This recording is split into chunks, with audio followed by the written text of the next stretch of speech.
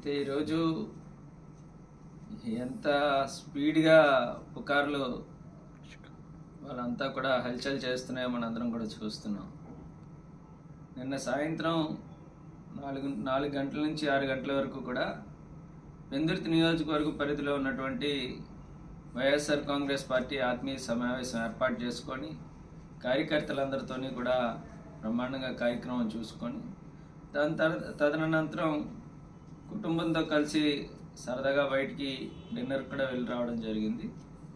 అయితే కొంచెం అనీజీగా అనిపించి, గ్యాస్ట్రిక్కా లేదంటే ఫుడ్ పాయిజన్ అయిందా అనుకుంటే తెలియదు కానీ చిన్న అనీజీగా అనిపించి తెల్లవారుజామున సుమారుగా 2:30-3 గంటలకు నేను హాస్పిటల్కి వెళ్ళడం, అప్పుడు 6 గంటలకల్లా నేను డిశ్చార్జ్ అయిపోయి బయటికి రావడం కూడా జరిగింది. ఏమీ లేనటువంటి విషయాన్ని ఇవాళ ఏదేదో జరిగిపోయినటువంటి విధంగా దాన్ని